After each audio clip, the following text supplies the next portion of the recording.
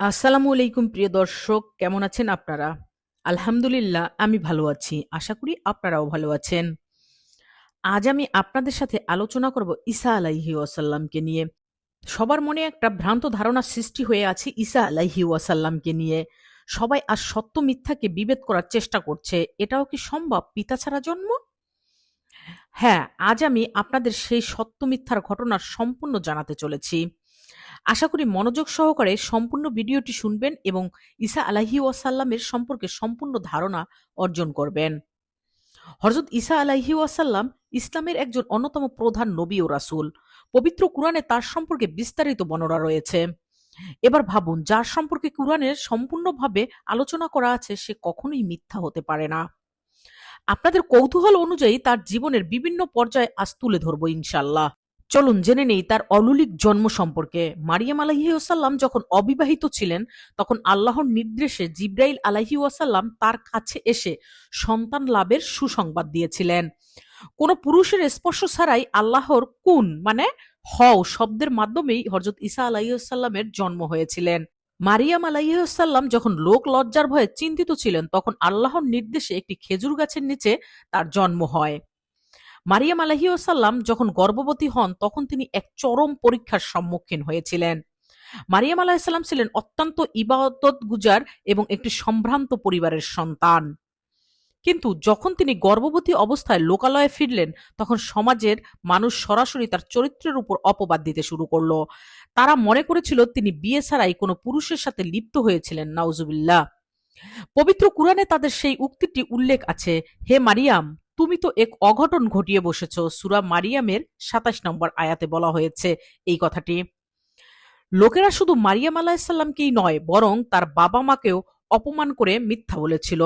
তারা বলেছিল, হে হারুনের বোন, তোমার পিতা তো কোনো অসৎ ব্যক্তি ছিলেন না এবং তোমার মাতাও তো ব্যভিচারিণী ছিলেন না। সূরা মারিয়ামের ২৮ নম্বর আয়াত। অর্থাৎ তারা বোঝাতে চেয়েছিলেন যে এমন ভালো বাবা মায়ের সন্তান হয়ে তুমি কিভাবে এই পাপ কাজ করলে। সেই সময় বনি ইসরাইলরা খুব কঠোর ছিল। এ ধরনের পরিস্থিতিতে তারা মারিয়াম আলাইহিসসালামকে সমাজচ্যুত করার হুমকি দিয়েছিলেন এবং তার মানসিকভাবে অত্যন্ত বিপর্যস্ত করে তুলেছিলেন। তখন মারিয়াম আলাইহিসসালাম এতটাই চিন্তিত ও ব্যথিত ছিলেন যে প্রসব বেদনার সময় তিনি আক্ষেপ করে বলেছিলেন যে, হায়, আমি যদি এর আগেই মারা যেতাম এবং মানুষের স্মৃতি থেকে সম্পূর্ণ হারিয়ে যেতাম। সূরা মারিয়ামের ২৩ নম্বর আয়াতে বলা হয়েছে। কিছু বর্ণনা অনুযায়ী সমাজের উগ্রপন্থীদের তার এই অস্বাভাবিক গর্ভধারণের জন্য তাকে পাথর মেরে হত্যার পরিকল্পনাও করেছিলেন। আল্লাহ মারিয়াম আলাইসাল্লামকে নির্দেশ দিয়েছিলেন তিনি যেন কারো সাথে কথা না বলেন এবং চুপ থাকে, রোজা রাখে। যখন লোকেরা তাকে প্রশ্ন করেছিলেন তিনি শুধু শিশু ঈসা আলাইসাল্লামের দিকে ইশারা করেছিলেন। এরপর দোলনায় থাকা শিশু ঈসা আলাইসাল্লাম অলৌকিকভাবে কথা বলে তার মায়ের সতীত্বের সাক্ষ্য দেন এবং কুৎসা রটনাকারীদের মুখ বন্ধ করে দিয়েছিলেন। হযরত ঈসা আলাইহি ওয়াসাল্লাম এর শিশুকাল ছিল অলৌকিকতায় ভরা। তার জন্মের পর থেকেই মহান আল্লাহ তার মাধ্যমে নানান কুদরতের প্রকাশ করেন। এটি ছিল তার জীবনের সবচেয়ে বড় ও প্রথম মুজাজা। মারিয়াম আলাইহিস সালাম যখন নবজাতক ঈসাকে নিয়ে তার কওমের কাছে আসেন তখন লোকেরা তাকে অপবাদ দিতে শুরু করে। কওম মানে নিজ গোত্র। আল্লাহ মারিয়াম আলাইহিস সালামকে চুপ থাকার নির্দেশ দিয়েছিলেন, তিনি শুধু শিশুর দিকে ইশারা করলেন। তখন লোকেরা অবাক হয়ে বললেন, আমরা দোলনায় থাকা শিশুর সাথে কিভাবে কথা বলবো? তখন ঈসা আলাইহিস সালাম স্পষ্ট ভাষায় কথা বলে উঠলেন, আমি আল্লাহর বান্দা, তিনি আমাকে কিতাব দিয়েছেন এবং আমাকে নবী করেছেন। তিনি আমাকে বরকতময় করেছেন আমি যেখানেই থাকি না কেন এবং নির্দেশ দিয়েছেন আজীবন সালাত ও জাকাত কায়েম করো। সূরা মারিয়ামের ৩০ থেকে ৩১ নম্বর আয়াতে এই কথা বলা হয়েছে। এই অলৌকিক ভাষণের মাধ্যমে তিনি তার মায়ের সতীত্ব প্রমাণ করেন এবং নিজের নবুয়াতের ঘোষণা দেন। বনি ইসরায়েলের তৎকালীন রাজা হিরোদাস ঈসা আলাইসাল্লামকে হত্যার ষড়যন্ত্র করলেন। তখন আল্লাহর নির্দেশে মারিয়াম আলাইসাল্লাম শিশু ঈসাকে নিয়ে মিশরে চলে যান।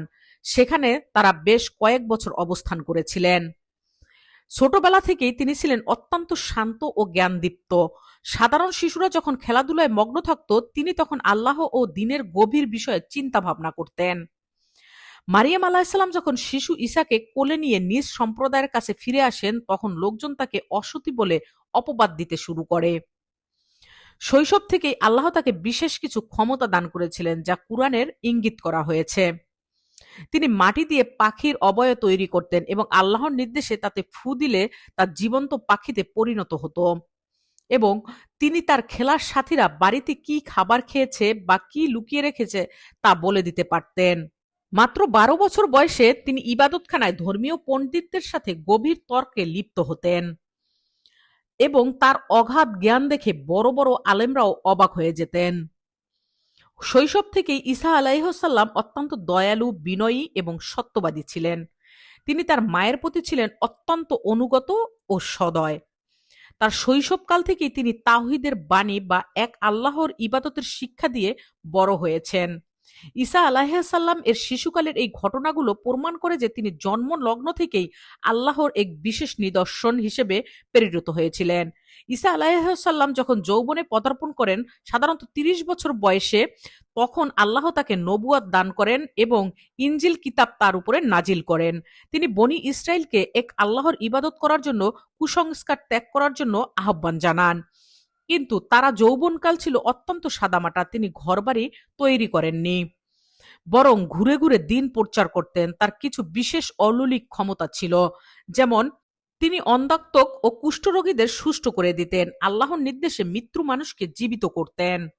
ঈসা আলাইহিওয়াসাল্লামের সময়ে ফিলিস্তিনের এলাকাটি একটি রোমান সাম্রাজ্যের অধীনে ছিল। তখন ঈসা আলাইহিওয়াসাল্লামের জনপ্রিয়তা ঈর্ষান্বিত হয়ে তৎকালীন ইহুদি ধর্মযাজকরা রোমান শাসক পন্টিয়াস পিলাতের কাছে তার বিরুদ্ধে মিথ্যা অভিযোগ দেয়, এই বলে যে তিনি বিদ্রোহ করতে চান।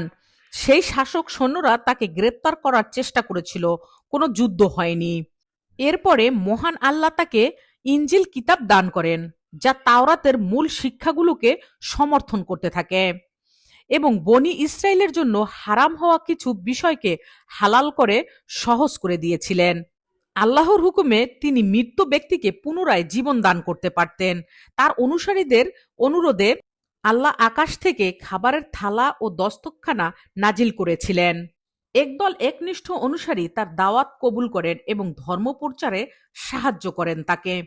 ঈসা আলাইহিসসালামের জনপ্রিয়তা এবং দাওয়াতের কারণে তৎকালীন বনি ইসরায়েলের একদল ধর্মযাজক তার উপর ঈর্ষান্বিত হয়েছিল। তারা তাকে হত্যার পরিকল্পনা করে এবং রোমান শাসনের প্রচলিত করে। যখন শত্রুরা তাকে হত্যা বা ক্রুশবিদ্ধ করার জন্য ঘিরে ফেলেছিল, তখন আল্লাহ তাকে রক্ষা করার জন্য আসমানে তুলে নেন। কুরআনে স্পষ্টভাবে বলে, তারা তাকে হত্যা করেনি এবং ক্রুশবিদ্ধও করেনি, বরং তাদের জন্য একজনকে তার সদৃশ্য মানে একই চেহারার করে দেওয়া হয়েছিল। সূরা নিসার ১৫৭ থেকে ১৫৮ আয়াত পর্যন্ত এই কথা বলা হয়েছে। আল্লাহ তাকে আসমানে জীবিত অবস্থায় তুলে নিয়েছেন, যাতে কিয়ামতের আগে তিনি পুনরায় ফিরে এসে মানুষের ভুল ধারণা ভেঙে দিতে পারেন, বিশেষ করে যারা তাকে খোদা বা খোদার ছেলে বলে বিশ্বাস করে। তিনি ফিরে এসে সাক্ষ্য দেবেন যে তিনি কেবল আল্লাহর একজন বান্দা ও নবী ছিলেন। ঈসা আলাইহিসসালামের একটি দায়িত্ব এখনো বাকি আছে, তা হলো দাজ্জালকে হত্যা করা এবং পৃথিবীতে পরিপূর্ণ ন্যায় বিচার প্রতিষ্ঠা করা। এই মিশনটি সম্পূর্ণ করার জন্যই আল্লাহ তাকে মৃত্যু না দিয়ে আসমানে সংরক্ষণ করে রেখেছেন। বর্তমানে তিনি দ্বিতীয় আসমানে অবস্থান করছেন এবং কিয়ামতের আগে দামেস্কের সাদা মিনারে অবতরণ করে তার অবশিষ্ট জীবনকাল অতিবাহিত করবেন ইনশাল্লাহ। সহিহ মুসলিমের বর্ণনা অনুযায়ী ঈসা আলাইহিসসালাম খুব চমকপ্রদ এবং অলৌকিকভাবে পৃথিবীতে আসবেন। তিনি যখন নামবেন তখন তার পরনে থাকবে হালকা হলুদ রঙের দুটি কাপড়। তিনি দুইজন ফেরেশতার ডানা বা কাঁধের ওপর হাত রেখে আকাশ থেকে নিচে নামবেন। তার মাথা থেকে টপ টপ করে পানির ফোঁটা পড়তে থাকবে, মনে হবে যেন তিনি সবেমাত্র গোসল করে বের হয়েছেন। কিন্তু যদিও তার শরীর ভেজা থাকবে না। ঈসা আলাইহিসসালামের পুনরায় আগমনের পেছনে বেশ কিছু মহৎ উদ্দেশ্য রয়েছে। তার অন্যতম প্রধান মিশন হবে দাজ্জালকে নিধন করা। তিনি ফিলিস্তিনের লুদ নামক স্থানে দাজ্জালকে পাবেন এবং তাকে খতম করবেন সেখানেই। খ্রিস্টানরা তাকে আল্লাহর ছেলে মনে করে এবং ইহুদিরা তাকে অস্বীকার করে। যে ভুল করেছে তিনি এসে তা সংশোধন করে দেবেন। তিনি স্পষ্ট করবেন যে তিনি কেবল আল্লাহর একজন বান্দা ও নবী ছিলেন। তিনি নতুন কোনো ধর্ম নিয়ে আসবেন না, বরং হযরত মুহাম্মদ সাল্লাল্লাহু আলাইহি সাল্লামের শরীয়ত বা ইসলামের অনুযায়ী হয়ে দেশ শাসন করবেন। তিনি পৃথিবীতে শান্তি ও ন্যায় বিচার প্রতিষ্ঠা করবেন। তিনি কুরুশ ভেঙে ফেলবেন এবং শূকর নিধন করবেন। এছাড়াও জিজিয়া কর রহিত করবেন, কারণ তখন সারা পৃথিবীতে কেবল ইসলামই থাকবে। প্রতিটি আত্মাকে মৃত্যুর স্বাদ গ্রহণ করতে হবে। ঈসা আলাইহিসসালাম আসমানে যাওয়ার সময় মৃত্যুবরণ করেননি, তাই পৃথিবীতে ফিরে এসে তার নির্ধারিত আয়ু শেষ করে তিনি স্বাভাবিকভাবে মৃত্যুবরণ করবেন। তার ইন্তেকালের পর মুসলিমরা তার জানাজায় পড়াবেন এবং তাকে রাসূলুল্লাহ সাল্লাল্লাহু আলাইহি সাল্লামের রওজা মুবারকের পাশে দাফন করা হবে। কিয়ামতের আগে দাজ্জালকে হত্যা করার পর যখন পৃথিবীতে শান্তি প্রতিষ্ঠিত হবে, তখন ঈসা আলাইহিস সালাম বিয়ে করবেন। হাদিসের বর্ণনা অনুযায়ী পৃথিবীতে অবতরণ পর তিনি বিবাহ করবেন এবং তার সন্তান সন্তানাদি হবে। তিনি এই উম্মতের একজন সদস্য হিসাবে এবং নবী সাল্লাল্লাহু আলাইহি ওয়াসাল্লামের শরীয়ত অনুযায়ী জীবন অতিবাহিত করবেন। তার বিবাহিত জীবন সুখের হবে এবং তিনি সাধারণ মানুষের মতোই সপরিবারে বসবাস করবেন। ঈসা আলাইহিস সালাম আসমানে যাওয়ার সময় মৃত্যুবরণ করেননি, কিন্তু পুনরায় পৃথিবীতে আসার পর তার নির্ধারিত আয়ু শেষ হলেই তিনি স্বাভাবিকভাবে মৃত্যুবরণ করবেন। এটি হবে একটি প্রাকৃতিক মৃত্যু। তার ইন্তেকালের পর সারা বিশ্বের মুসলমানরা সমবেত হয়ে তার জানাজার নামাজ আদায় করবেন ইনশাল্লাহ। ঈসা আলাইহিস সালামের দাফনের স্থানটি অত্যন্ত মর্যাদাপূর্ণ। হাদিসের বর্ণনা অনুযায়ী তাকে মদিনার মুনাওয়ারায় হযরত মুহাম্মদ সাল্লাল্লাহু আলাইহি ওয়াসাল্লামের পাশে দাফন করা হবে। রাসূল সাল্লাল্লাহু আলাইহি সাল্লামের কবরের পাশে যে একটি খালি জায়গা রয়েছে, সেখানে ঈসা আলাইহিস সালামের সমাধি হবে।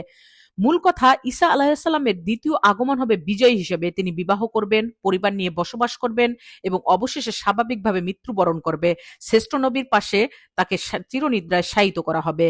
আশা করি যারা ঈসা আলাইহিসসালামকে নিয়ে ভ্রান্ত ধারণার মধ্যে আছেন তারা কাটিয়ে উঠবেন। ঈসা আলাইহিসসালামকে নিয়ে এই ভিডিওটি যদি আপনাদের কাছে ভালো লেগে থাকে, অবশ্যই লাইক কমেন্ট করে পাশে থাকবেন আর শেয়ার করে অন্যকে দেখার সুযোগ করে দেবেন ইনশাল্লাহ। আবার দেখা হবে আপনাদের সাথে নতুন কোনো ইসলামিক ভিডিও নিয়ে। সেই পর্যন্ত সবাই ভালো থাকবেন, সুস্থ থাকবেন, এই কামনায় আজকের জন্য বিদায়।